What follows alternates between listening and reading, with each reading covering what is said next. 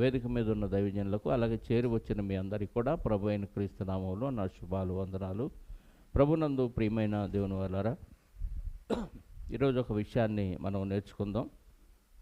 దేవుడు భూమిని కలిగించి, భూమి మీద సమస్త మానవులను సృజించి, వారందరూ మంచిగా బ్రతకాలని కోరుకున్నాడు. జాగ్రత్తగా వినండి, వచ్చేవాళ్ళ వైపు చూడకండి.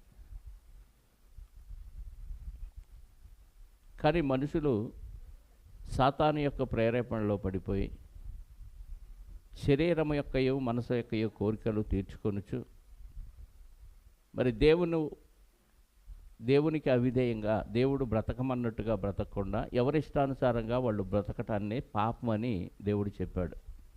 అంటే దేవుడు చెప్పిన ఆజ్ఞల ప్రకారంగా బ్రతకపోవటమే పాపం. ఇది అందరూ చేశారు, ఒక్కళ్ళు కూడా మినహాయింపు లేదు, యేసుక్రీస్తు వారు తప్ప. అయితే ఈ పాపము నుండి పరిహరించి ఎప్పటికప్పుడు పాత నిబంధనలో బలుల ద్వారా జస్ట్ ఒక రోజుకి పరిహారాన్ని ఇచ్చేవాడు. అంటే ఒకరోజు పరిశుద్ధత కలిగి ఉండాలంటే ఒక జీవి బలైపోవాలి. ఒక మేకో, ఒక కోడో, ఒక ఎద్దో, ఏదో ఒక జీవి బలైపోవాలి. ఆ రోజు వరకు ఆ జీవి వలన ఆ వ్యక్తి పరిశుద్ధుడైపోతాడు. కానీ శాశ్వత కాలం పరిశుద్ధత కావాలంటే ఏం చేయాలి అనుకొని దేవుడు భూమి మీద మనిషిని సృజించక మునిపే, భూమి మీద మనిషిని దేవుడు చెయ్యక మునిపే, మనుషులందరూ పాపం చేస్తారని దేవుడికి భవిష్యత్తు జ్ఞానం తెలుసు కాబట్టి, తెలిసిన భవిష్యత్తు జ్ఞానాన్ని బట్టి ఆయన యేసుక్రీస్తు వారిని ఒకానొక సమయంలో భూమి మీదకు పంపించాలి శరీరధారిగా. ఆయన వచ్చి మనుషులందరి కోసం బలైపోవాలి. ఆ బలి ద్వారా మనుషులందరూ ఎలా ఉండాలి అని కోరుకున్నాడు అనేది మనకు బైబిల్లో జాగ్రత్తగా గమనించగలిగితే యెషయా గ్రంథం 11వ అధ్యాయం ఒకసారి చదువుదాం. దేవుడు మనుషులు బ్రతకాలనుకున్న విధానం ఎలా ఉందో రాయించాడు అక్కడ. కానీ ఇది ఇంకా జరగబోతుంది ఎప్పుడో అనుకుంటున్నారు, తెలియని, బైబిల్ తెలియని, చదవటం రాని చాలామంది. 11వ అధ్యాయము యెషయా గ్రంథం మొదటి నుంచి చదువుదాం ప్రియులారా. యెషయి మొద్దు నుండి చిగురు పుట్టును, వాని వేరుల నుండి అంకురము ఎదిగి ఫలించును. యెహోవా ఆత్మ జ్ఞాన వివేకములకు ఆధారమగు ఆత్మ, ఆలోచన బలములకు ఆధారమగు ఆత్మ, తెలివిని యెహోవా ఎడల భయభక్తులను పుట్టించు ఆత్మ అతని మీద నిలుచును. ఏమంటే కొంచెం జాగ్రత్తగా ఆలోచిస్తే ఇది ఎవరి గురించి రాయబడింది అనేది అందరికీ తేట తెలవే. ఎవరి గురించి చెప్పండి, తెలిసిన వాళ్ళు చెప్పాలి, పెద్దగా చెప్పండి. యేసుక్రీస్తు వారు. ఇప్పుడు యెషయి మొద్దు నుండి చిగురు పుట్టును అన్నాడు. ఎప్పుడు ఇది? క్రీస్తు పూర్వం యెషయా గారు ఉన్న కాలంలో కదా. ఇప్పుడు పుట్టాడా పుట్టాలా?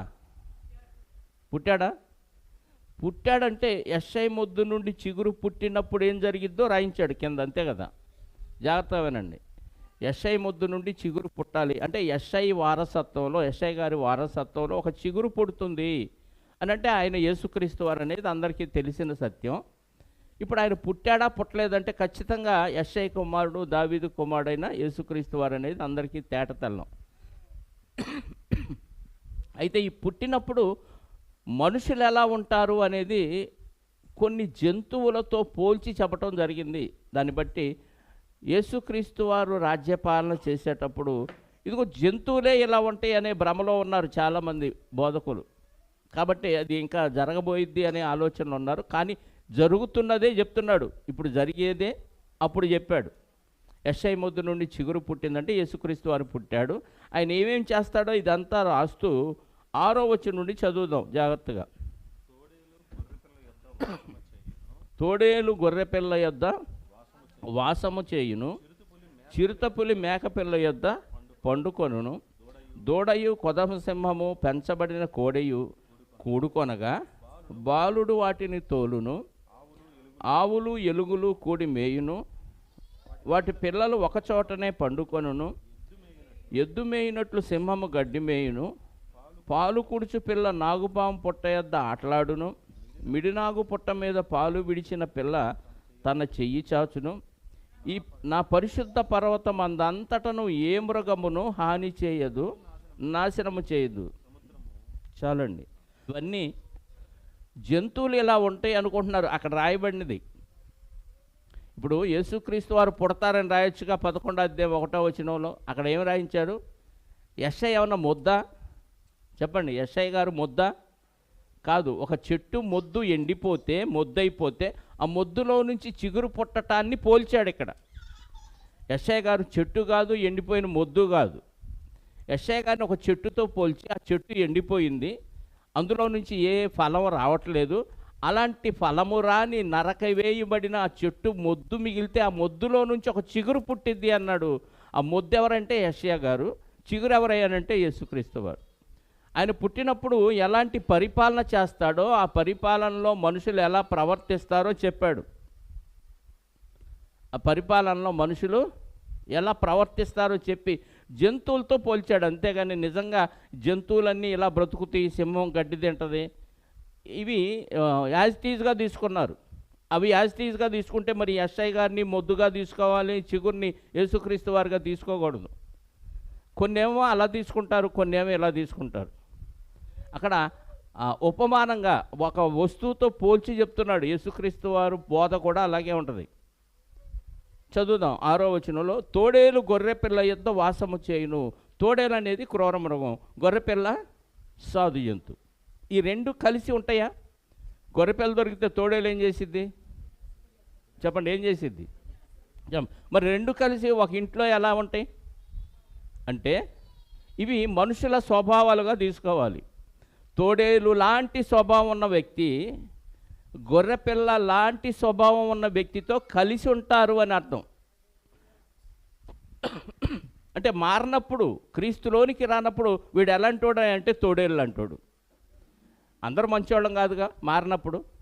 మారిన తర్వాత గొర్రె స్వభావం కలిగి గొర్రెతో సహవాసం చేసే స్థితి. అంటే సంఘములో ఎలాంటి వారు ఉంటారయ్యానంటే, మారినప్పుడు ఎలాంటి వారు ఉన్నారు, ఇప్పుడు మారిన తర్వాత వాళ్ళ క్యారెక్టర్ ఎలా ఉంది, ఎలాంటి వారితో వారు సహవాసం చేస్తారన్నది పోలిక చెప్పాడు. తోడేలు గొర్రెపిల్ల యొద్ద వాసము చేయును, చిరుతపులి మేకపిల్ల యొద్ద. చిరుతపులి క్రూర జంతువు, మేకపిల్ల సాధు జంతువు. మరి క్రూర జంతువు సాధు జంతువు కలిసి పండుకోవు. కానీ పడుకుంటే అంటే సంఘములో ఒకప్పుడు వాడు చిరుతపులిలా ఉన్నవాడు ఇప్పుడు మేక అయిపోయాడు. ఒకప్పుడు నేనేంటో తెలుసా అంటారు అప్పుడప్పుడు రోషం వచ్చి మారినోళ్ళు కదా. అసలు నేను ఒక్కసారి ఈ క్రీస్తుని నమ్ముకున్నానన్న విషయం మర్చిపోయావనుకో, నా సంగతి నీకు తెలియదు అంటారు. హంతకులు, నక్సలైట్లు, వ్యభిచారులు ఎంతోమంది మారిపోయారండి. అంటే అలాంటి స్వభావాలు ఉన్న వ్యక్తులు సంఘములోకి వచ్చేసరికి ఏమైపోతారు? సాధు స్వభావంగా మారిపోతారనే ఉపమానంగా పోలికతో ఇక్కడ వ్రాయబడింది. అంటే సంఘం ఎలా ఉండాలని కోరుకున్నాడు దేవుడు, ఎలా ఉండాలని ప్రవచనాలు రాయించాడంటే అందరూ సమానంగా సాధు స్వభావంతో ఉండాలని కోరుకున్నాడు. అందుకే ఇది మొదటి శతాబ్దంలో అమలైంది. మొదటి శతాబ్దంలో ఎలా ఉన్నారు తెలుసా భక్తులు? యేసుక్రీస్తు వారు జన్మించారు, ఆయన 33 సంవత్సరాలు శ్రమ పడ్డారు, తిరిగి వెళ్ళిపోయిన తర్వాత పెంతెకోస్తు పండుగ దినాన పరిశుద్ధాత్మ అపోస్తుల మీదకి వచ్చిన తర్వాత వాళ్ళు సువార్త ప్రకటిస్తుంటే సంఘమంతా చేర్చబడిన సంఘం ఏం చేశారో తెలుసా? అపోస్తుల కార్యాల గ్రంథం 4వ అధ్యాయము 32వ వచనం నుండి చదవండి. విశ్వసించిన వారు అందరూ వేల మంది అండి. ఒక్కసారి ఒక ప్రసంగానికి 3000 మంది, తర్వాత ప్రసంగానికి 4000 మంది, ఇలా వేల మంది చేర్చబడుతున్నారు. అందరూ బాగా ఉన్నవాళ్ళు, లేని వాళ్ళు అందరూ కలిసి ఉన్నారు. అందరూ ఏం చేశారంట? ఏక హృదయము ఏక ఆత్మయు కలవారై ఎవడును తనకు కలిగిన వాటిలో, అంటే అందరూ ఒకే ఆత్మ ఒకే హృదయం కలిగి ఇది నాది అనుకోలేదంట ఎవరు. వారికి కలిగినదంతయు సమిష్టిగా ఉండెను. ఇప్పుడు అడుగుతున్నాను, భూమి మీద ఆరిన నేల మీద మొదటి శతాబ్దం తర్వాత ఏ సంఘంలో ఉన్నవారు ఆస్తులన్నీ ఒక చోట పెట్టి ఇదంతా మనదే అని చెప్పుకున్న సంఘం ఒకటి చూపించండి నాకు. ఒక్కటి చూపించండి. ఎంత పెద్ద సంఘం కానీ, ఎంత చిన్న సంఘం కానీ, అందరి ఆస్తులు ఒక చోట పెట్టి ఇదంతా మనది, ఎవరికి అవసరమైనట్టు వాళ్ళు వాడుకుందాం అని ఆచరిస్తున్న సంఘం ఒకటి చూపించండి. ఉందా? మొదటి శతాబ్దంలో ఎలా ఉన్నారు? అందరూ సమిష్టిగా ఉంచుకున్నారంట. ఏది తనదే అనుకోలేదు. నాది, నేను వాటా ఎంత ఇచ్చాను, నా ఆస్తులన్నీ నేను ఎక్కువ ఇచ్చాను, నువ్వు తక్కువ ఇచ్చావు, ఈ భేదం లేదు. వాడు తక్కువ ఉన్నా ఒకడు ఎక్కువ ఉన్నా అందరూ కలిపి సమిష్టిగా ఒక చోట పెట్టుకొని సమాజ స్థాపన అంటే ఇదే. అందరూ ఒకే విధంగా ఉండాలి. స్కూల్లో యూనిఫామ్ ఎందుకు ఇస్తాడంటే ఉన్నవాడు పిల్లోడైనా లేనివాడు పిల్లోడైనా ఇక్కడ సమానమే అనే విషయాన్ని అందరికీ తెలియచేయటం కోసం, ఈడు రిచ్ ఈడు పూర్ అనే భేదం పిల్లల్లో కలిగించకుండా ఉండటం కోసం యూనిఫామ్ ఏర్పాటు చేస్తారు. అలాగే వాళ్ళకు యూనిఫామ్ లేకపోయినా మనస్సులో యూనిఫామ్ ధరించుకున్నారు, మనమంతా సమానమే. అందుకే ఒకే పరిశుద్ధాత్మను కలిగి ఒకే ఆలోచనతో వాళ్ళు ఎలా ఉన్నారంట? 4:34 అపోస్తల కార్యాలు. భూములైనను ఇండ్లైనను కలిగిన వారందరూ వాటిని అమ్మిన వాటి వెల తెచ్చి అపోస్తల పాదముల యొద్ద పెట్టుచూ వచ్చెను. వారు ప్రతివానికి వారి వారి అక్కర కొలది పంచిపెట్టిరి. కనుక వారిలో ఎవరికి కొదువ లేకపోయాను. ఇప్పుడు ఒక 20 కుటుంబాలు ఉన్నాయి ఒక సంఘంలో. అందరూ ఆస్తులమ్మి అయ్యగారి దగ్గర తెచ్చి పెట్టారనుకోండి, ఏమైంది? అయ్యగారు నైట్ వెళ్ళిపోతాడు, ఇల్లు ఎత్తి ఖాళీ చేసి. అలాంటి నమ్మకస్తులు ఎవరున్నాడు చెప్పండి? ఉంటారా? ఉండరు. అందుకే పెట్టట్లే ఎవరు కదా. అసలు ఇలాంటి కుటుంబాలు ఎక్కడన్నా కనపడదు? ఒక్క సంఘం ఉందా? ఒక్క సంఘం కూడా కనపట్ల. కానీ ఆ రోజు అలా పెట్టడం వల్ల ఎవరికి కొదువు లేదంట. అంటే ఎవరికి ఏది అవసరమైతే ఆ అవసరం ఈ నిధిలో నుంచి తీసి వాళ్ళ అవసరాలు తీరుస్తున్నారు. ఎవరు? అపోస్తులు. ఎందుకంటే యేసుక్రీస్తును వెంబడించిన శిష్యులు కాబట్టి నమ్మకంగా పనిచేశారు. కానీ ఎంత నమ్మకస్తులు ఏడున్నారు డబ్బుల మీద ఈరోజు? ఇంత నమ్మకస్తులు లేరు. సంఘాలు దేవుడు ఎలా ఉండాలని కోరుకున్నాడు. ఇందాక చదివాం యెషయా గ్రంథంలో, తీయొద్దులేండి అవన్నీ చదివితే. అంత నిష్కపటంగా నిస్వార్థంగా ఒక సాధు స్వభావంతో అందరూ కలిసి ఉండాలి, అందరూ కలిసిమెలిసి ఉండాలి. చిన్నపిల్లోడు వాక్యం చెప్పిన చిన్నపిల్లవాడు వాటిని తోలును అని అన్నాడు. అంటే చిన్నపిల్లవాడు వాక్యం చెప్పినా అందరూ దాన్ని తీసుకొని పాటించడానికి ప్రయత్నం చేయాలి. చిన్నపిల్లవాడు యవ్వనస్తుడు సంఘ కాపరైనా ఆ సంఘ కాపరి చెప్పింది అందరూ ఫాలో అవ్వాలి. ఎందుకంటే ఆ వ్యక్తి చెప్పింది కాదు అది, ఆ వ్యక్తి ద్వారా దేవుడు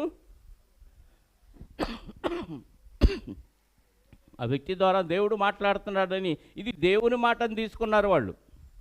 ఎందుకు ఇవన్నీ మాట్లాడుతున్నారు అంటే ఈరోజు పెద్ద వివాదం అయిపోయింది. ఏంటా వివాదం అంటే, వివాదం ఏంటంటే విగ్రహానికి అర్పించిన వాటిని తినద్దు అనే ఒక వాక్యం వెళ్ళిపోయింది సమాజంలోకి. హైందవులు అడుగుతారు, మీరు ఎందుకంటే మేము పెట్టినవి తినరు అంటారు. తినొచ్చా తినకూడదు చెప్పండి? ఎంతమంది తినరు, ఎంతమంది తింటారు? ఏం మాట్లాడరు.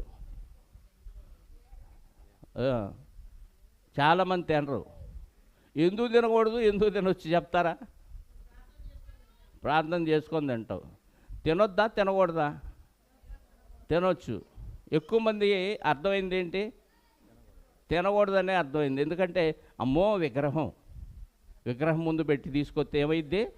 అందులో నుంచి ప్రభావం వచ్చి ఈ లడ్డూలోకి వచ్చి ఈ లడ్డూలో నుంచి లోపలికి వెళ్ళిపోయి దయ్యంగాడు ప్రవేశించి గలిబిలి చేసేస్తాడంట. మేందేనో అంటాడు. అసలు ఇవన్నీ కాసేపు పక్కన చాలా చిన్న విషయం. దీనికి అసలు ఇష్యూ చేయటమే తప్పు. ఎందుకంటే కొత్త నిబంధనలో అన్నిటినీ దేవుడు పవిత్రపరిచి, అంతకుముందు పాత నిబంధనలో కొన్నేమో నిషిద్ధం అన్నాడు, కొన్నేమో తినమన్నాడు, కొన్ని పవిత్రం అన్నాడు, కొన్ని అపవిత్రం అన్నాడు. పాత నిబంధన ఇశ్రాయేలుకి అది తీసేశాడు. యేసుక్రీస్తు వారు కొట్టివేశాడు, సిలువకు మేకులతో కొట్టివేశాడు. ఇప్పుడు అన్నిటినీ పవిత్రపరిచానన్నాడు. ఎక్కడ? కొర్నేలు గారి ఇంటికి వెళ్ళటానికి పేతురు గారి దగ్గరికి వెళ్ళినప్పుడు ఆ పేతురు గారు మిద్దె మీదకి ఎక్కి ప్రార్థన చేస్తున్నప్పుడు అక్కడ దేవుడు ఒక దర్శనాన్ని చూపించాడు. ఒకసారి చదవండి 10వ అధ్యాయం అపోస్తల కార్యాల గ్రంథం. అంటే ఏది సూచిస్తున్నాడంటే ఇక నుంచి నిషిద్ధమైనవి ఏవీ లేవు, అన్నీ తినొచ్చు, నేను అన్నిటినీ పవిత్రపరిచానన్నాడు. 10వ అధ్యాయము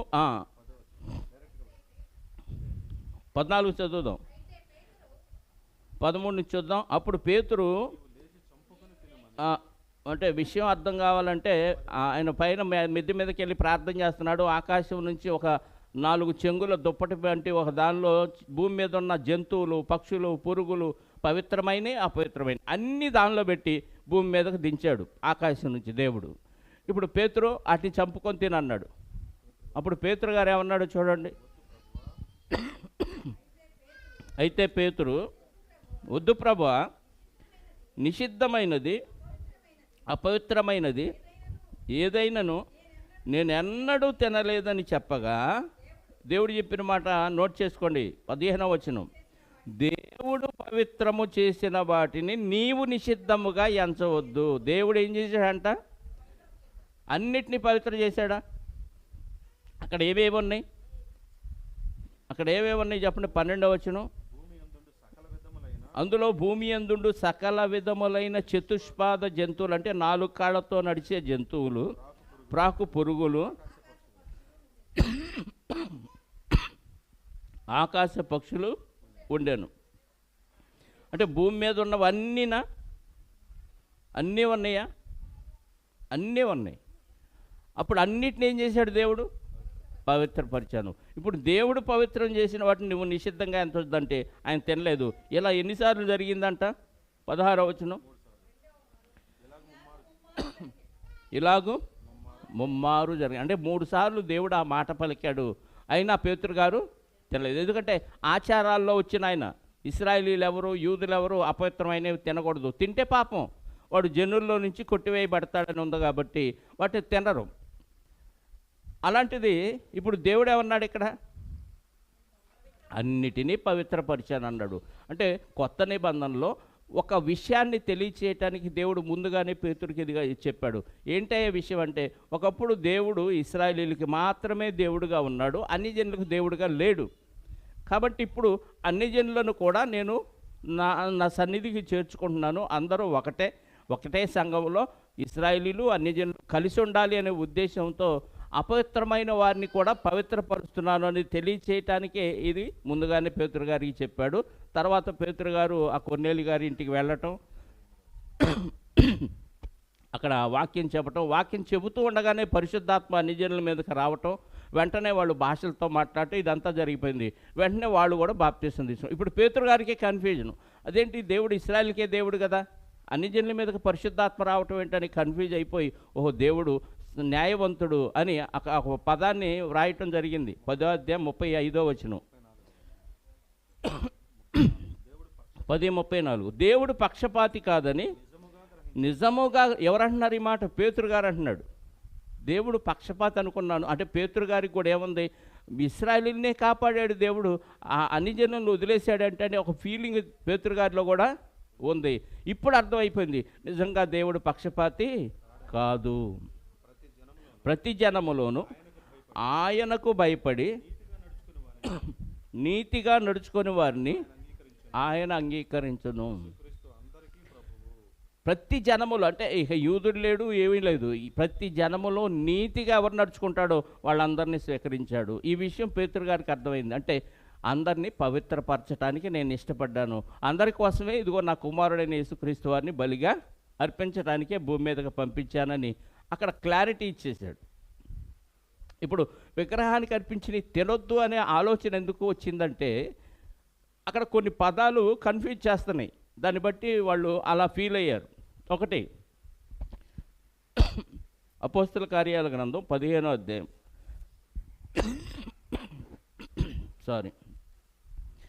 అపోస్తల కార్యాల గ్రంథం 15వ అధ్యాయము. పౌలు గారు మొదటి ప్రయాణం అయిపోయింది. ఆ సమయంలో మధ్యలో ఒక చిన్న సమస్య వచ్చింది. ఆ సమస్య ఏంటంటే 15వ అధ్యాయం మొదటి నుంచి చదివితే తర్వాత మీరు ఇంటికి వెళ్ళి చదువుకోండి. సమస్య చెప్తాను నేను. అన్ని జనులు యేసుక్రీస్తు వారిని అంగీకరించారు. అన్ని జనులు యేసుక్రీస్తు వారిని అంగీకరించినప్పుడు ఆల్రెడీ యూదుల్లో ఉన్న కొందరు వచ్చి అసలు ఎప్పటి నుంచో మోషే గారి ఆచారం మనకు ఉంది కదా, దేవుడు జనాంగం అవ్వాలంటే సున్నతి పొందాలి. పురుషులు ఏం చేయాలి? ఇప్పుడు ముస్లిం సహోదరులు ఏదైతే పాటిస్తున్నారో అది యూదులది. సున్నతి పొందితేనే దేవుడి జనాంగం. మీరు బాప్తిసం తీసుకుంటే తీసుకోండి, కానీ బాప్తిసం తీసుకున్నా కానీ ఏం చేయాలంటే సున్నతి ఖచ్చితంగా పొందాలి అని కొందరు వచ్చి ఇక్కడ అంత్యోకయ సంఘంలో కన్ఫ్యూజ్ చేశారు. మేము బాప్తిసం పొందితే దేవుని పిల్లలు అయిపోతాం, పరలోకం వెళ్ళిపోతామని పేతురు గారు వీళ్ళందరూ బోధిస్తే మేము తీసుకున్నాం కదా, పౌలు గారు వీళ్ళందరూ బోధిస్తే తీసుకున్నాం, మళ్ళీ వీళ్ళు వచ్చేది సున్నతి కూడా పొందాలంటారు. పాత నిబంధనలో చట్టాన్ని కొట్టేశాడు, ఇంకా సున్నతి అవసరం లేదు. సున్నతి పొందుటయందు ఏమీ లేదు, పొందకపోవటయందు ఏమీ లేదు. మనస్ఫూర్తిగా యేసుక్రీస్తు వారిని అంగీకరించి బాప్తిసం తీసుకుంటే దేవుని బిడ్డ అయిపోతాడు. జీవగ్రంథంలో వారి పేరు రాయబడింది. ఇప్పుడు వీళ్ళు వచ్చి కన్ఫ్యూజ్ చేస్తున్నారు. ఏమని? అన్ని జనుల్లో నుంచి వచ్చిన వారు బాప్తిసం పొందితే మీరు పరలోకం వెళ్ళరు, మీరు ఖచ్చితంగా సున్నతి కూడా పొందాలని ఒక వివాదాన్ని తీసుకొస్తే పౌలు గారు వారితో వాదించిన వాళ్ళు వినలా. అప్పుడు వీళ్ళందరూ పేతురు గారి దగ్గరికి వెళ్ళారు. యెరూషలేములో పేతురు గారు ఉంటే అక్కడికి వెళ్ళారు. అక్కడికి వెళ్ళినప్పుడు పేతురు గారు క్లారిటీ ఇచ్చాడు. అన్ని జనులకు కూడా దేవుడు అవకాశం ఇచ్చాడయ్యా, ఇదేం ప్రాబ్లం కాదు. అన్ని జనులు ఇప్పుడే దేవుళ్ళలోకి వచ్చారు, తెలుసుకుంటున్నారు కాబట్టి వాళ్ళ మీద విపరీతమైన వాక్యాలు ఎక్కువ వాళ్ళకి ఇన్ఫర్మేషన్ ఇచ్చి వాళ్ళని కన్ఫ్యూజ్ చేయొద్దు. వాళ్ళు ఇప్పుడే ప్రారంభంలో ఉన్నారు కాబట్టి 3 వాక్యాలు వాళ్ళకి, 3 పద్ధతులు, 3 ఆజ్ఞలు వాళ్ళకి ఇవ్వండి, ఇవి ఖచ్చితంగా మీరు పాటించాలని చెప్పండి అని ఒక లెటర్ రాసి పౌలు గారి చేత పంపించాడు. జాగ్రత్తగా చదవండి. 28, 29 కలిసి ఉన్నాయి. విగ్రహములకు అర్పించిన వాటిని, రక్తమును గొంతు పిసికి చంపిన దానిని, జారత్వమును విసర్జింపవలెను. ఈ అవశ్యమైన ఈ అత్యవసరమైన వాటికంటే ఎక్కువైన ఏ భారము మీ మీద మోపకూడదని పరిశుద్ధాత్మకు మాకు తోచను. అంటే అర్జెంటుకి వీళ్ళు పాటించాల్సినవి ఏంటి చెప్పండి? ఏం పాటించాలి? విగ్రహాలకు అర్పించిన వాటిని తినొద్దు. 2, గొంతు పిసికి చంపిన దాన్ని, రక్తమును గొంతు పించి చంపిన దాన్ని, జారత్వమును తినకూడదు, విసర్జించాలి అన్నాడు. అంటే జారత్వం అంటే కొరింథీ మొదటి పత్రిక 5వ అధ్యాయం బైబిల్లోనే ఉంది. జారత్వం అంటే ఏంటో మొదటి వచనం, మొదటి పత్రిక కొరింథీ మొదటి పత్రిక 5వ అధ్యాయం మొదటి వచనంలో ఒక సంఘంలో, కొరింథీ సంఘంలో జారత్వం ఉందంట. మీలో జారత్వం ఉన్నదని వదంతి అంటే ఒక మాట, పుకారు కలదు. మీలో ఒకడు తన తండ్రి భార్యను ఉంచుకున్నాడట. తండ్రి భార్యనంటే ఒక నాన్నకి 2 భార్యలు ఉంటే కొడుకు, ఆ తండ్రికి, ఒక తల్లికి పుట్టిన ఒక కొడుకు ఆ పిన్నినో పెద్దమ్మనో ఉంచుకున్నాడంట. ఇది జారత్వం అంటే అక్రమ సంబంధం. వరుసవావి లేని వారితో అక్రమ సంబంధం పెట్టుకోవటమే జారత్వం. ఇప్పుడు అన్ని జనులకి ఏముంది అలవాటు? జారత్వం చేసే అలవాటు ఉంది. దాన్ని అర్జెంటుగా మీరు మానేయండి. అర్థమైందా? అన్ని జనుల్లో నుంచి క్రైస్తవులోకి వచ్చిన వారు జారత్వం చేయకూడదు. అది ఒకటి అర్జెంటుగా మానేయండి. 2, రక్తం తినకూడదు. రక్తం ప్రాణానికి ఆధారం. మన ప్రాణం రక్తంలో ఉంటుంది. ఈ రక్తం ఎందుకు ఇచ్చాడంటే దేవుడు భూమి మీద ప్రోక్షించటానికి ఇచ్చాడు. అంటే రక్తం దేవుడి దగ్గర సాక్ష్యం చెప్పింది. ఏ జంతువు రక్తమైనా, ఏ మనిషి రక్తమైనా దేవుడి దగ్గర సాక్ష్యం చెప్పింది. నీకు ఇచ్చిన శరీరంలో రక్తం ఎంత ఉంది, ఆ రక్తాన్ని చెమటగా మార్చి దేనికోసం కష్టపడ్డావు, లేకపోతే నీ రక్తాన్ని దేనికోసం చిందించావు అనేది లెక్కలు రాసుకుంటాడు దేవుడు. కాబట్టి రక్తాన్ని ఎవడో తినకూడదు. అది పాత నిబంధన నుంచి కొత్త నిబంధనలో కూడా ఉంది కాబట్టి రక్తం ఏ మనిషి తినకూడదు. ఇది ఒక పాపం. 3వది గొంతు పిసికి చంపిందండి. అంటే గొంతు పిసికితే రక్తం లోపలే ఉంటుందిగా, ఆ మాంసం అలాగే తినేస్తే అట్లయినా రక్తం శరీరంలోకి వెళ్ళింది కాబట్టి గొంతు పిసికి చంపిన దాన్ని కూడా తినొద్దు. గొంతు కోస్తే రక్తం అంతా పోయిద్ది కాబట్టి అప్పుడు తినొచ్చు కడిగి. కాబట్టి గొంతు పిసికి చంపిన దాన్ని కూడా తినకూడదు. ఇందులో మనకు కావాల్సిందేంటి? విగ్రహములకు అర్పించిన వాటి విషయము. అంటే విగ్రహాలకు అర్పించిన వీళ్ళు తింటున్నారంటే విగ్రహారాధన చెయ్యకుండా తింటారా, ఎవడో విగ్రహారాధన చేసి తెచ్చిపెడితే తింటున్నారనా? వీళ్ళు ఆల్రెడీ వీళ్ళకున్న అలవాటు ఏంటి? విగ్రహాలకు అర్పించినవి. వాళ్ళకి ఆల్రెడీ అర్పించేవాళ్ళు కొత్తగా మారారు. ఇప్పుడు కూడా చాలామంది హైందవులు క్రైస్తవులుగా మారిన పాతాచారాలు చాలా విడిచిపెట్టరు. వాస్తు మానేస్తారా చెప్పండి? క్రీస్తులోకి వచ్చారు, సంఘానికి వచ్చారు, అన్నీ వచ్చినాయి, కానీ వాస్తు మానేస్తారా? మానేరు. తిథి నక్షత్రం, మంచి చెడు, పిల్లు ఎదురుస్తే మానేయటం, విధవరాలు ఎదురుస్తే మానేయటం, అవే ఇవి అంటారు. అంటే కొన్ని ఉన్నాయా వీళ్ళలో? ఉంటాయి. అందుకే ఈ విగ్రహార్పితమైన తినకూడదు అని ఎందుకు చెప్పాడంటే, ఆల్రెడీ వీళ్ళు ఏం చేస్తున్నారంటే విగ్రహానికి అర్పించిని తింటున్నారంటే ఆల్రెడీ అందులో పాల్గొని వచ్చి తింటున్నారు. అంటే ఒక పక్క ప్రభువుని ఆరాధిస్తున్నారు, మరొక పక్క విగ్రహారాధన చేసి అవన్నీ తినేసి వస్తున్నారు. అక్కడ దేవుడు విగ్రహానికి అర్పించిని తినటం అనే పదం వాడిన వాళ్ళు ఏం చేశారంటే ఖచ్చితంగా విగ్రహాన్ని ఆరాధించి వచ్చి తిన్నారు. మొదటి పత్రిక, కొరింథీయులకు రాసిన మొదటి పత్రిక 10వ అధ్యాయము, కొరింథీ మొదటి పత్రిక 10వ అధ్యాయము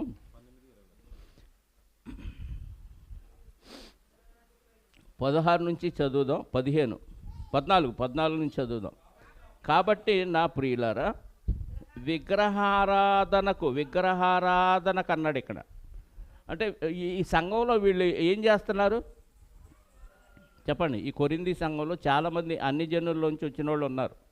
అంటే వాళ్ళు క్రీస్తు దగ్గరకు వచ్చి కూడా ఈ ప్రార్థనలో పాల్గొంటూ కూడా మళ్ళీ ఏం చేస్తున్నారు? అందుకని వాళ్ళకి ఖచ్చితంగా చెప్పాడు, విగ్రహారాధనకు దూరంగా. అంటే వీళ్ళు చేస్తే అంటాడా, వాళ్ళు చేయకపోయినా అంటాడా పౌలు గారు? చేస్తాడు. అంటే వీళ్ళు చేస్తున్నారు.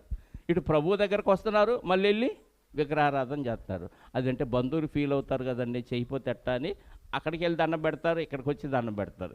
50-50 దేవుడికి పనికిరాదు. అర్థమైందా? దూరంగా పారిపోండి. బుద్ధిమంతులతో మాట్లాడినట్టు మీతో మాట్లాడుతున్నాను. నేను చెప్పే సంగతి ఏమనగా మీరే ఆలోచించుకోండి.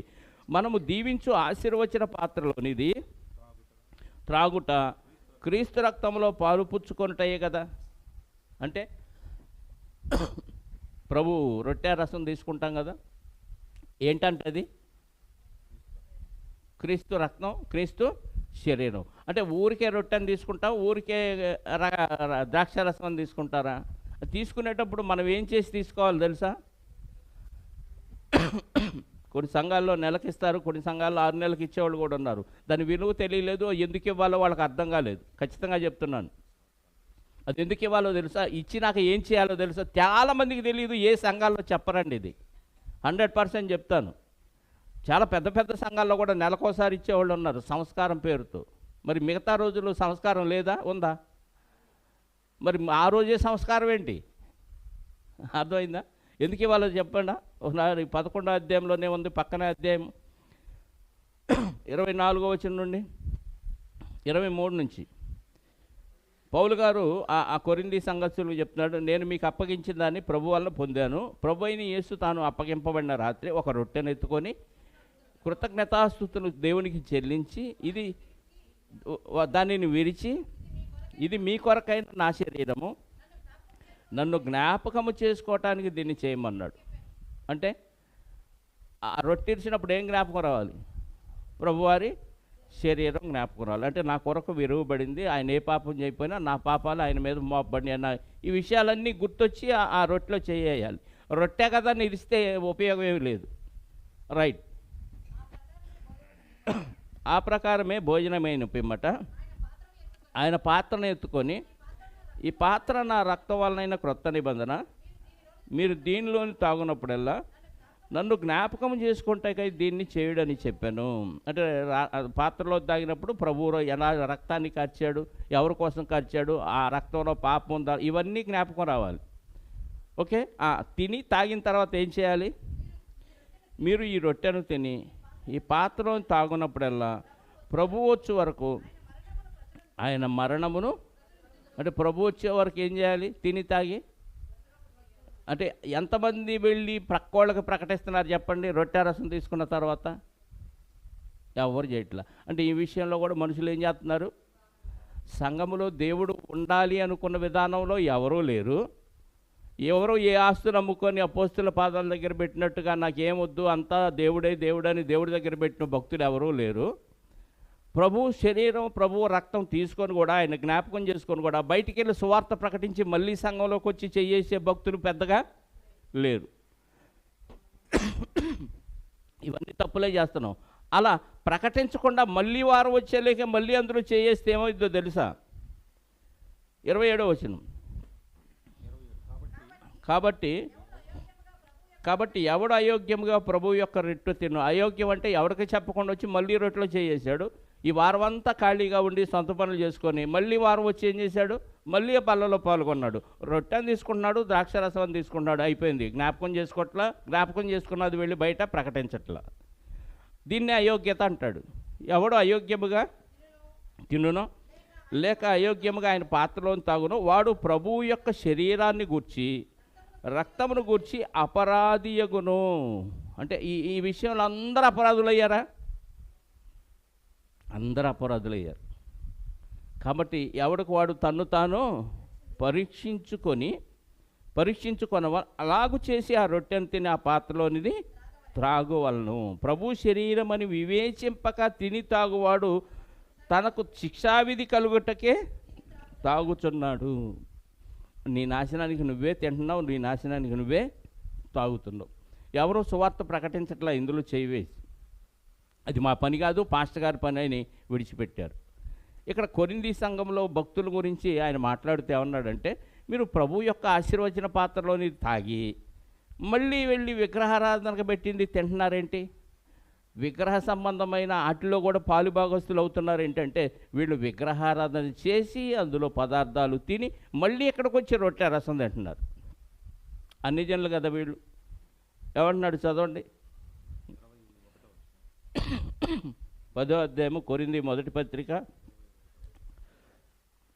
18 నుంచి చదువుదాం. శరీర ప్రకారమైన ఇశ్రాయేలును చూడుడి, బలి అర్పించిన వాటిని తినవాడు బలిపీఠముతో పాలివాడు కదా. అంటే పదార్థం తింటే బలిపీఠంతో పాలివాడవుతాడా? అందులో పాల్గొంటే పాలివాడవుతాడా? పాల్గొంటే పాలివాడు. ఇప్పుడు ప్రభు శరీరము ప్రభు రక్తంలో పాలివాడు అంటే ఏం చేసి అందులో చేయాలని నేర్చుకున్నాం? ఎవరికోళ్ళు సువార్త ప్రకటించి అందులో ఇప్పుడు ప్రభు బల్లలో పాలివారం అయ్యాం. ఎవరికీ చెప్పకుండా చేస్తే నువ్వు పాలివాడవు కాదు, నీకు నీవే శిక్షావిధి తెచ్చుకున్నావు. ఇప్పుడు విగ్రహార్పితమైంది తిన్నాడంటే విగ్రహానికి సంబంధించిన వాటిలో వీడు కూడా పార్ట్నర్గా కార్యక్రమాలు చేశాడని అర్థం. అదే చెప్తున్నాడు అక్కడ. విగ్రహార్పితములో ఏమైనా ఉన్నదా? ఉన్నదని అయినను విగ్రహములు ఏమైనా ఉన్నదని చెప్పేదంటే ఏమి లేదంటున్నాడు ఆయనే. అర్థమైందా? విగ్రహములో కానీ విగ్రహానికి అర్పించిన దాంట్లో కూడా ఏమీ లేదు కానీ అన్ని జనులు అర్పించు బళ్ళు దేవునికి కాదు దెయ్యములకే అర్పించుచున్నారని చెప్పుచున్నాను. కొరింథీ సంఘస్థులు అలా చేశారు కాబట్టి వాళ్ళు దేవుడికి కాదు నాయన అర్పించేదని చెప్తున్నాడు. మీరు దెయ్యముల బల్లలోనిది, ప్రభు పాత్రలోనిది, దెయ్యముల పాత్రలోనిది కూడా తాగనేరరు. ప్రభువు బల్ల మీద ఉన్నదానిలోను దెయ్యముల బల్ల మీద ఉన్నదానిలోను కూడా పాలు పొందనేరరు. అంటే అర్థం ఏంటి? ఇక్కడ అందులో ఆ కార్యక్రమాల్లో పాల్గొంటున్నారు, ఇక్కడికి వచ్చి ఈ కార్యక్రమం అంటే ఆ విగ్రహానికి సంబంధించిన ఆరాధన కార్యక్రమంలో పాల్గొని తినేసి వస్తున్నారు. తింటే తప్పన్నాడు అనుకో, ఇప్పుడు ఆ విగ్రహంలో ఏమీ లేదు, విగ్రహార్పితంలో కూడా ఏమీ లేదు అన్నాడు. ఇంకా వీటికంటే ఘోరమైన తప్పులు ఏం చేస్తున్నారో తెలుసా? వాళ్ళు చాలా చిన్నది. ఇది తిన్నా తినకపోయినా ప్రాబ్లం లేదు, నీకు కుదిరితే తిను, కుదరపోతే తినబాకు. ఒకళ్ళు తింటే ఎలా తినాలో తెలుసా? తిమోతి మొదటి పత్రిక 4వ అధ్యాయము 4వ వచనం నుండి చూద్దామండి, లేదా 3 నుంచి చదువుదాం. అబద్ధికులు వాతవేయబడిన మనస్సాక్షి గలవారై వివాహాన్ని నిషేధించుచు సత్య విషయమైన అనుభవ జ్ఞానము గల విశ్వాసులు కృతజ్ఞతాస్తుతులు చెల్లించి పుచ్చుకొను నిమిత్తము దేవుడు సృజించిన ఆహార వస్తువులను కొన్నిటి తినుట మానవలనని చెప్పుదురు. ఆ పదాన్ని కొంచెం జాగ్రత్తగా అర్థం చేసుకుంటే, సత్య విషయమైన అనుభవ జ్ఞానం కలిగిన విశ్వాసులు అంటే మంచి విశ్వాసులు దేవుడు వాడికి ఇచ్చారు తినటానికి, కృతజ్ఞతాస్తుతులు చెల్లించి పుచ్చుకొని నిమిత్తము దేవుడు సృజించిన ఆహార వస్తువుల్ని, అంటే దేవుడు సృజించాడు ఆహార వస్తువులన్నీ ఎందుకు ఇచ్చాడంటే కృతజ్ఞతాస్తుతులు చెల్లించి పుచ్చుకోవటానికి ఇచ్చాడు. ఇలాంటి వాటిని మానాలని చెప్తారంట కొంతమంది. ఎవరు వీళ్ళు అంటే అబద్ధికులు అంటున్నాడు. వాత వేయబడిన మనస్సాక్షి కలిగిన వారు అంటున్నాడు. అంటే తింటం మానేయండి అన్నాడంటే ఎవరు? వాత వేయబడిన మనస్సాక్షి కలిగిన వారు అబద్ధికులు. తింటం మానేయండి అంటున్నాడు. దేవుడు ఏం చెప్తున్నాడు తెలుసా? దేవుడు సృజించిన ప్రతి వస్తువు లేదు ప్రభా అది చెడ్డది అని మనం అన్నామంటే దేవుడు వాక్యాన్ని ఏం చేసినట్టు మనం చెప్పండి? ధిక్కరించినట్ట పాటించినట్ట? అన్నీ అన్నాడా కొన్నే అన్నాడా? దేవుడు సృజించిన ప్రతి వస్తువు మంచిది, కృతజ్ఞతాస్తుతులు చెల్లించి పుచ్చుకొని ఎడల ఏది నిషేధింపదగినది కాదు. ఎందుకంటే అది దేవుని వాక్యము వలనను ప్రార్థన వలనను పవిత్రపరచబడుచున్నది. పేతురు గారు అన్నాడు చూసా, అపవిత్రమైన నేను ఎప్పుడు తినలేదు ప్రభు అన్నట్టు, మనం ఏదో మంచి నీతిమంతులు అయినట్టు, సంఘంతో ఐక్యమత్యంగా ఉన్నట్టు, అసలు ఏ తప్పు చేయనట్టు, ఇది నేను తినను ప్రభు అంటున్నాడు. ఆయన ఏం చెప్తున్నాడు? నువ్వు థ్యాంక్స్ చెప్పి పుచ్చుకుంటే ఏది నిషేధింపదగినది కాదు. ఒకవేళ నీకు ఏదన్నా డౌట్ ఉందా ప్రార్థన చేసుకో, అందులో ఉన్న దోషం పోయింది. ప్రార్థన వలన అది పవిత్రపరచబడుతుందంటే, లేదు ప్రభు వాక్యం కూడా పవిత్రపరచలేనిది ఒకటి ఉంది, అదే విగ్రహానికి పెట్టిందని నువ్వు అంటున్నావు. తింటలేదు భయపడుతున్నావంటే అందులో ఏదో పవర్ ఉందని నువ్వు నమ్ముతున్నావా? ఒట్టిదని దేవుడే చెప్తుంటే లేదు ప్రభు గట్టిది అంటున్నావు. వాళ్ళ ఆరాధనకి నువ్వు ఊతమిస్తున్నావు అనమాట. అది కూడా గట్టిదే, మా ప్రభువు కూడా గట్టివాడే, కాకపోతే మా ప్రభువు దానికంటే ఎక్కువ అన్నట్టుగా చెప్తున్నావు అంతే. వీటన్నిటికంటే ఘోరమైన తప్పు చేస్తున్నావు. సంఘాలు ఏ సంఘములో ఎవడో తప్పు చేయని వాడు ఎవడో లేడు. ఇది చాలా చిన్న విషయం, తింటే తిను లేకపోతే లేదు. ఎవరన్నా అన్ని జనులు విందుకు పిలిస్తే వెళ్ళండి, మనస్సాక్షి నిమిత్తం విచారణ చేయక కటికవాణి అంగట్లో ఉన్నదేదో తినేయండి, నో ప్రాబ్లం. ఎవరైనా అల్పవిశ్వాసం వస్తే వాడి నిమిత్తం మానేయండి కాసేపు అంతే. బలహీనమైన మనస్సాక్షి ఉన్నవాడే వస్తే మానేయండి తప్ప అందులో దోషమేమీ లేదు. ఒకవేళ దోషం ఉందంటే ఏం చేయమన్నాడు? నీ దగ్గర ఉంది కదా ఒక ఆయుధం, ప్రార్థన అనే ఆయుధం ఉంది, దానివల్ల ఏమైందంట? పదార్థం పవిత్రపరచబడింది. ఇదంతా లేదు ప్రభా మాకు అది కూడా డౌటే, అందులో పవిత్రపరచలేనిది ఉంది, వాక్యం కూడా పవిత్రపరచలేనిది ఒకటి ఉంది, విగ్రహానికి అర్పించిన పదార్థం, అది వాక్యంతో ప్రార్థన చేసినా పవిత్రపరచబడదు అన్నట్టుగా మనం ఇండికేషన్ ఇస్తున్నాం. అసలు భూమి మీద ఏది అపవిత్రమైంది లేదు. ఒకవేళ అపవిత్రమైంది ఒక మనిషిని అపవిత్రపరిచేది ఏదో తెలుసా? యేసుక్రీస్తు వారు చెప్పాడు చూడండి, మార్క్స్ వార్త 7వ అధ్యాయము, మార్క్స్ వార్త 7వ అధ్యాయము 20వ వచనం నుండి చూద్దాం. మనుష్యుని లోపల నుండి బయలు వెళ్ళున్నది. అదేంటి? లోపల నుంచి బయలు వెళ్ళే ఈ మనిషిని, అంటే ఒక మనిషి అపవిత్రుడు అవ్వాడు అంటే నీలో నుంచి కొన్ని బయటికి రావాలి. ఏముంటాయి నీలో నుంచి అంటే నీ హృదయంలో నుంచి అని అర్థం. హృదయంలో కొన్ని దాచిపెట్టుకున్నాం మనం, అవి ఎప్పుడైతే మనం బయటకు తెస్తామో అప్పుడు నువ్వు అపవిత్రుడు అయిపోతావు. ఆ పదార్థం తింటే అపవిత్రుడు కాదు, ఇది చాలా చిన్నది, ప్రార్థన చేసుకుంటే అది క్లియర్ అయిపోద్ది అన్నాడు. కానీ దీనికంటే ఘోరమైన ఈ లోపల ఉన్నాయి. ఏంటవి? దురాలోచన లేని వాళ్ళు ఎవరన్నారా సంఘంలో? అసలు నాకు ఎప్పుడు మంచి ఆలోచనలే ఉంటాయండి, ఒక్కరావు కూడా దురాలోచన లేదంటే ఉందా లేదా? ఇది లోపల నుంచి వస్తుందా? దురాలోచన ఉందంటే నువ్వు దోషివే. నంబర్ 1 జారత్వం అంటే ఇందాక చూసాం కొరింథీ మొదటి పత్రికలో, అంటే ఒక వ్యక్తిని కలిగి మరొకరితో అక్రమ సంబంధం పెట్టుకుంటే అది జారత్వం. 2 తప్పులు ఉన్నాయి. ఇది అందరు చేయొచ్చు చేయకపోవచ్చు, ఓకే. దొంగతనం చేస్తామా చెప్పండి? అందరు చేయకపోవచ్చు, కొందరైనా చేస్తారు. లక్షాధికారులు కూడా చిన్న వాటికి కక్కుర్తి పడుతూ ఉంటారు, సీసీ కెమెరాలో దొరికిపోతూ ఉంటారు, ఏదో నచ్చింది గబక్కం తుంచుకొని జేబులు వేసుకుంటారు. కోటీశ్వర్లు లక్షాధికారులు కూడా. దొంగతనం, ఇంకా నరహత్య, ఇది అందరు చేయరు కొందరు చేస్తారు, ఓకే. వ్యభిచారం కూడా అందరు చేయరు కొందరే చేస్తారు. నరహత్య కూడా అందరు చేస్తారండు. ఎలాగంటే నోటి మాటతో కూడా మనిషిని చంపొచ్చు. కత్తిపెట్టి బాంబులేసి గన్నుతో కాల్చితేనే కాదు. నువ్వు ఎద్దుడా అంటే నరహత్య అది, తెలుసా? ఇలాంటి ఎన్నిసార్లు ఎంతమంది డైలాగులు చెప్పుకుంటావు సంఘంలో వాళ్ళనే. నువ్వు వెదవి, నువ్వు పనికినాలోడివి, చావటవి, దద్దమ్మ, దూషణ మాట ఏదైనా పలికావనుకో, అరే ఒరే అని పలికినా నువ్వు నరహత్య చేసినట్టే. 5వ అధ్యాయంలో ఉంటుంది మత్తయి సువార్తలో యేసుక్రీస్తు వారు అంటారు, నీ సహోదరుని వెద్దుడా అంటే నువ్వు నరకానికి పాత్రుడు అంటాడు. అంటే ఎవరిని ఏం అనలేదా నువ్వు? అన్నావంటే ఏం చేసినట్టు? నరహత్య. ఇవన్నీ లోపల నుంచి వస్తాయంట.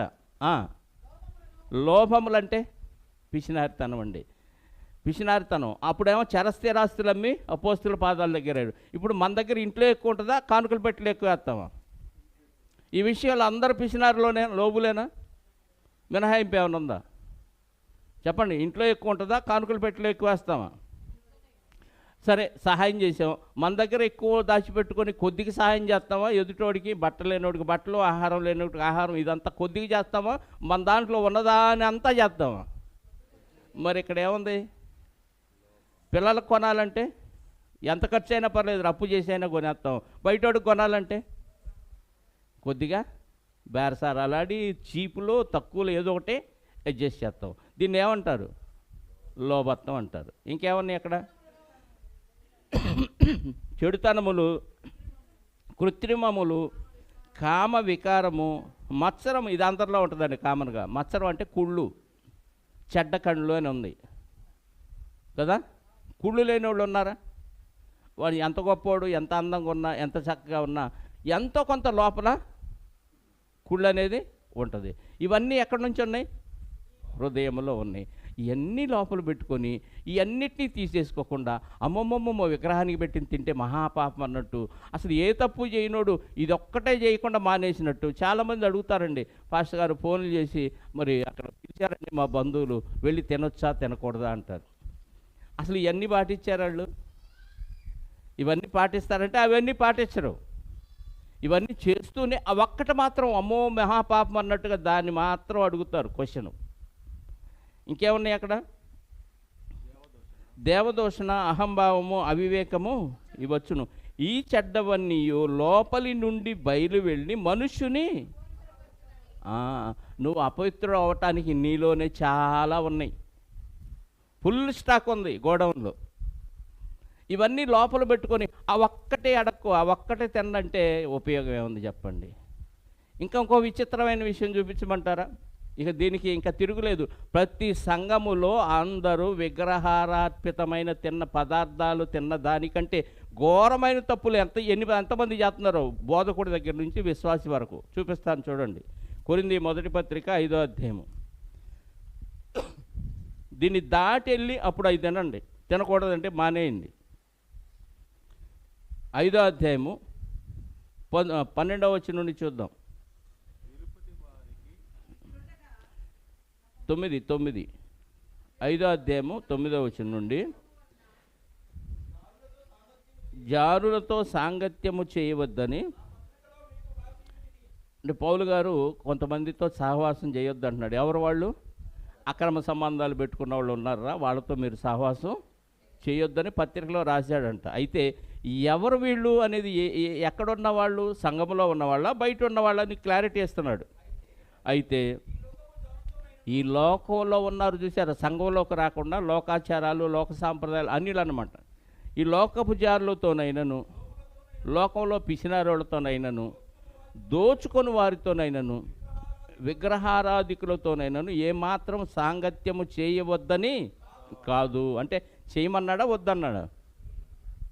అలాంటి వాళ్ళతో లోకంలో ఉన్నవాళ్ళు విగ్రహారాధికులు ఉంటారు, లోబులు ఉంటారు, ఇంకా దోచుకొని వారు ఉంటారు, జారులు ఉంటారు. ఇలాంటి వారందరితో సాంగత్యం చేయొద్దంటలా. చేయండి, అయితే అవి మీరు అంటించుకోవద్దు.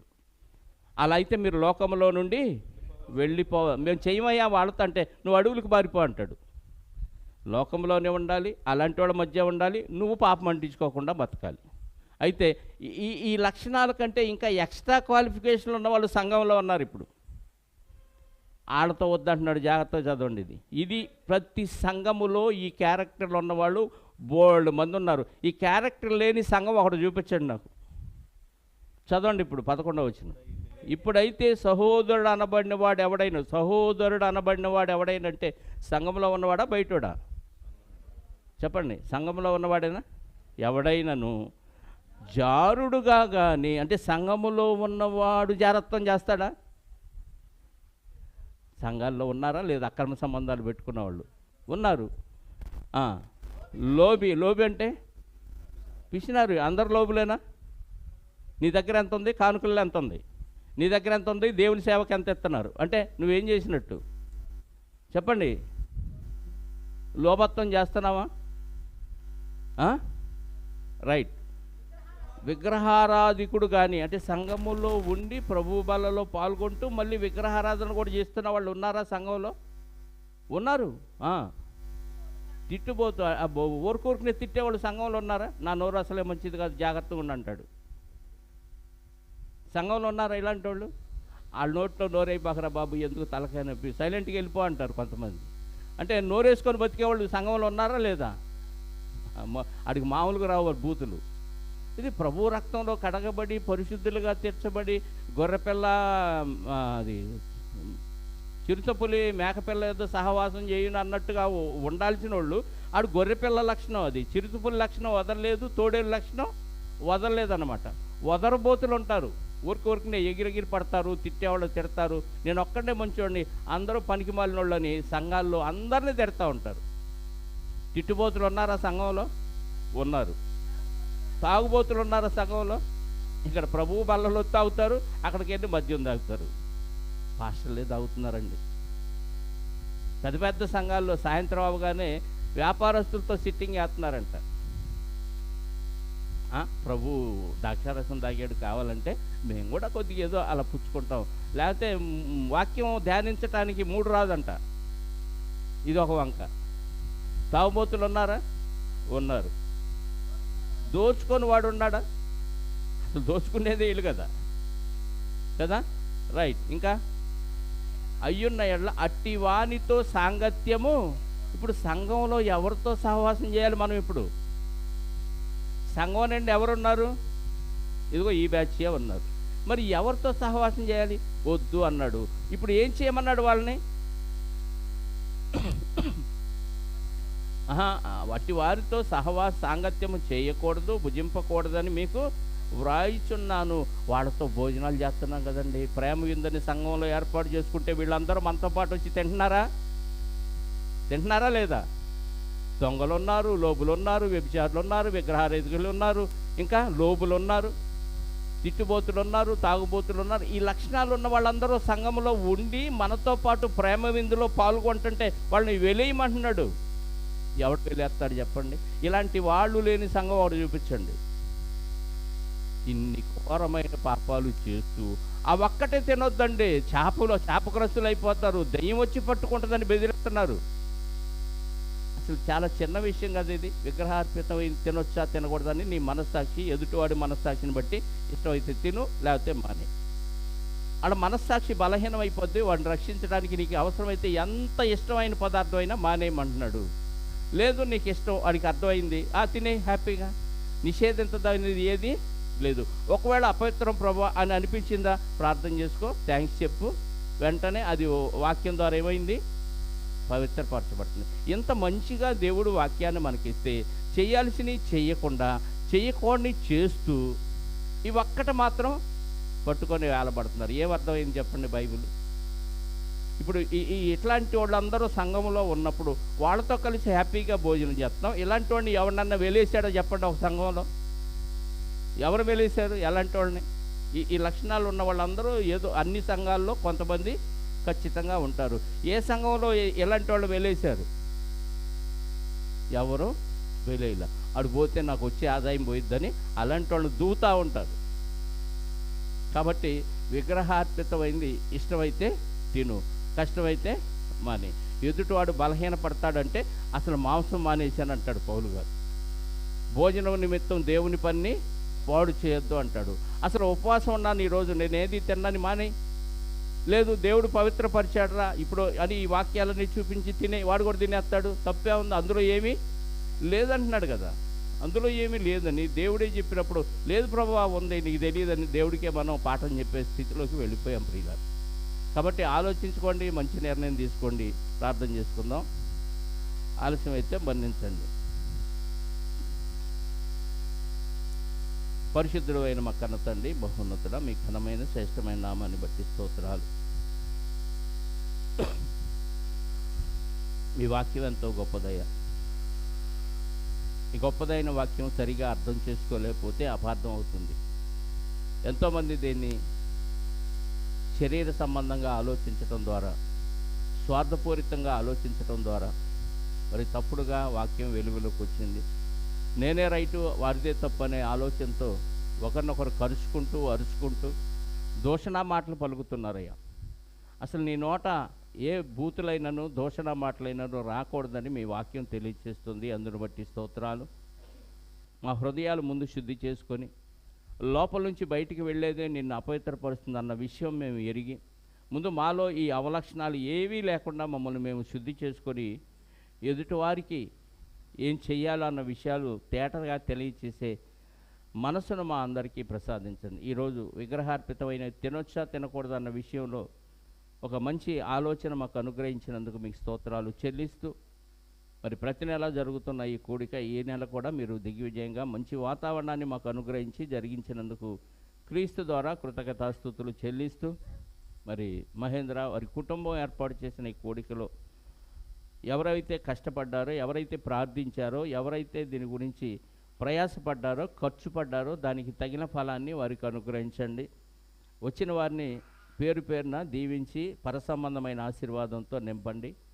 ఏ అవసరాలతో మీ పిల్లలు వచ్చారో ఆ అవసరం మీ చిత్తమైతే తీర్చండి. అది ఆర్థిక సమస్య కానీ, అనారోగ్య సమస్య కానీ, మానసిక రుగ్మతలో ఏ బలహీనతలు ఉన్నా క్రీస్తులో మీ చిత్తమైతే దాన్ని నెరవేర్చమని కోరుకుంటూ, తిరిగి మీ చిత్తమైతే మరొకసారి మేమంతా కలుసుకోవటానికి కృపాక్షేమాలు మాకు దయచేయమని, వచ్చిన బిడ్డలందరినీ సురక్షితంగా వారి గృహాలకు చేర్చమని, మా రక్షకుడు నీ ప్రియకుమారుడైన క్రీస్తు యేసు స్వస్థత కలిగిన నామములో ప్రార్థించి అడిగి వేడుకొనిచున్నాను పరలోకపు తండ్రి, ఆమేన్. ఆశీర్వాదంతో సెలవు తీసుకుందాం. మనందరి కన్న తండ్రి అయిన దేవుని ప్రేమ, ఆయన ప్రియకుమారుడైన యేసుక్రీస్తు వారి కృప, పరిశుద్ధ ఆత్మ యొక్క అన్యోన్య సహవాసము ఇప్పుడు ఎల్లప్పుడూ సకల పరిశుద్ధులకు సదాకాలము తోడై ఉండి నడిపించునుగాక. ఆమేన్. అందరికీ వందనాలు. Thank you.